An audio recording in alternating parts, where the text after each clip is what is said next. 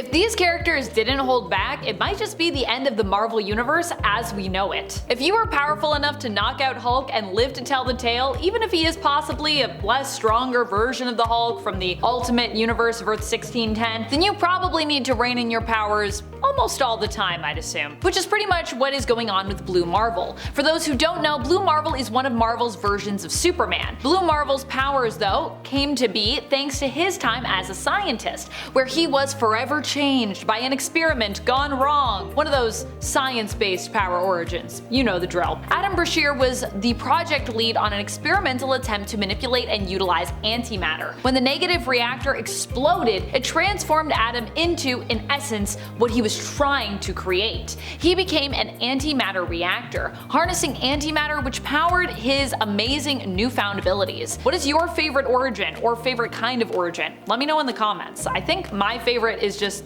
mutant. It's nice and easy, you know? Sentry is often written out or killed off in the comics because he is just too powerful. This also means he often has, of course, to hold back his powers. Sentry does every now and then go in guns a-blazing, with him just ripping people in half, kind of becoming a weird, every so often, semi-regular occurrence in the comics. However, I will also say that more often than not, we've seen him hold back and express restraint, especially when you're considering Sentry agreed to wipe his own mind and the minds of everyone else on Earth of his superheroic existence just to protect them from the evil villain, the Void, who is basically Sentry's villainous alter ego he was made to believe he'd always had after being brainwashed by Mastermind. I mean, that is some commitment to holding yourself back if you ask me. For the greater good too, which, not surprised, Sentry out there just being a hero. Apocalypse. He's a really hard one to beat because he's always evolving. When evolution is your mutant power, it means you can alter your physiology to become even stronger, ever more invincible,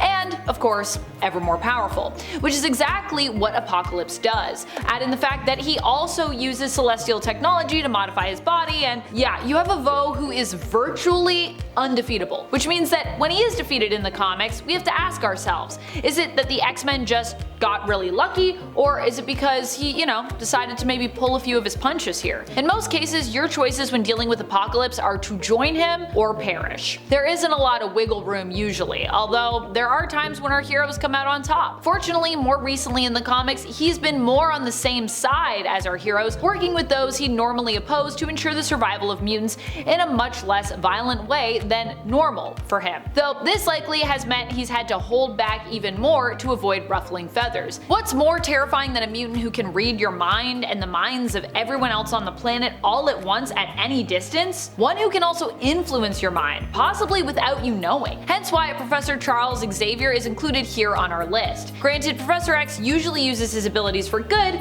but as we see in the film Logan, even the best intentions may not protect those you love from the darker sides of one's powers. In Logan, we see an aged Professor X masterfully played by the only Professor X in my mind, Sir Patrick Stewart. This version of Charles is suffering from a degenerative brain disease that basically affects his memories, causing seizures and causing him to lose control of his powers as well, and showing you just what can happen when Charles is like fully unleashed when it comes to his potential. And we learn that the worst has happened. He has supposedly accidentally used his powers to kill members of the X-Men and hurt countless numbers of people as well. Yikes! Magik is truly a superhero who constantly has to hold back lest she threaten the existence of the world and honestly possibly the universe. Magik isn't just a straight up hero, she's complicated. I think that's why a lot of us love her. She also has a darker side known as Dark Child that she often has to keep contained. And honestly, that's a huge thing that I love about her complexity. She's got layers. She also has a ton of trauma in her life that she constantly has to confront and deal with, and as someone who has also experienced trauma, I appreciate that about the character's journey. Although I have definitely not experienced trauma on the level of Magik, just to say that. Belasco never kidnapped me when I was little and took me to Limbo and basically forced me to train in dark magic or anything like that. To say that the Hulk is the strongest there is really not an overstatement. Not only the strongest, but also just one of the most indestructible heroes that we have out there. After all, Hulk is now immortal, and as a result of this, is a character that you do do not want to face in a fight. The good news is that Hulk typically doesn't want to kill people, and so he generally holds back in fights,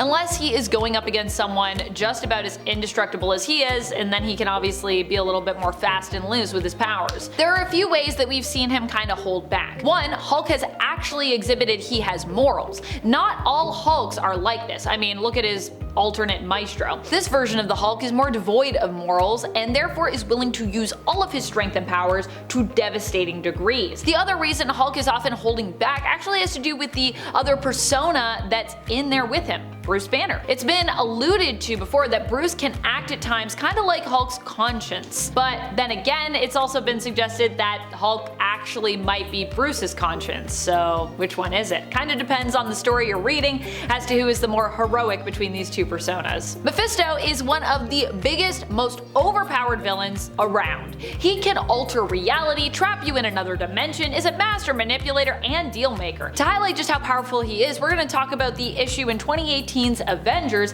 issue number 34. At this point, Moon Knight has been up to some pretty suspicious activity recently in preparation for what will be, from what the Moon God Khonshu has shared with Mark Spector, some great mysterious threat. Now it turns out that this OP threat was of course none other than Mephisto, and it took all of the powers and relics that Moon Knight had taken from other heroes in order to defeat Mephisto once and for all, apparently. While Mephisto's powers may have strange restrictions, dying and mortality has not been known to be a weakness of his in the past, and overpowered villains who are defeated or who die in comics are of course usually more likely to return even more powerful than stay dead. Black Bolt is a character who is so powerful half the time just the threat of him using his power is enough to stop those who oppose him from just messing with him. At least, directly. That's probably why his brother Maximus the Mad tends to prefer being more sneaky when it comes to taking down his brother and usurping his rule. Black Bolt's powers first manifested when he was born, as his mother and father exposed him to Terrigenesis before he was even born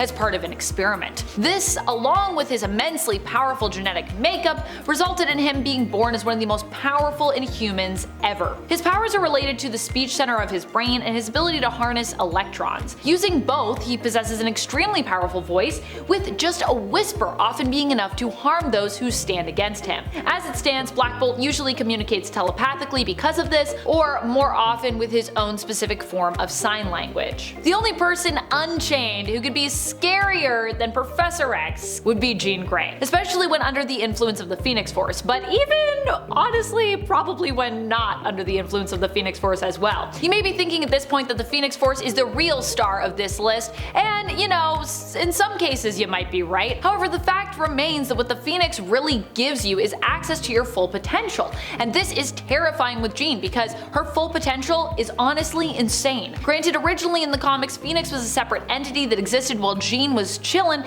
and healin' in a cocoon under the ocean. At least that was the retcon we got. But in the films and the animated series, Phoenix has been presented as a melding of minds, which is later also how it has been explained in more recent comics like we kind of see with the Phoenix 5. Jean is one of the strongest X-Men ever. While her influence over a mind may not be as finessed or maybe as subtle as Charles can be, she could definitely control your mind in a very similar way. The only difference is you would probably know she was doing it as opposed to maybe thinking the actions were of your own volition. With her power-stealing and life-draining abilities, Rogue, aka Anna Marie LeBeau, is one of the most insanely overpowered X-Men that we have around. Considering she's also been a villain before, she might also be one to consider putting a stop sign in front of. Before joining the X-Men, Rogue was a runaway who was taken in by Mystique and the Brotherhood of Mutants. She almost killed Miss Marvel by touching her. Rogue was used to temporarily taking mutants' powers and weakening them, but in Miss Marvel's case, she just held on a little bit too long, stealing Carol Danvers' powers in a more permanent sense and leaving her in a coma. Her level of powers and lack of control are honestly the most concerning. Though of course in X-Men Legacy, Rogue gains full control of her abilities after Danger and Professor X were able to figure out how her abilities work and alter her mind to basically help her gain control. She basically had a mental block because she was afraid of her abilities, so they were able to help her get through that, allowing her to kiss Gambit and touch people and do all these great things. That's about it. I'm your host Amanda McKnight. Until next time, you stay nerdy. Bye!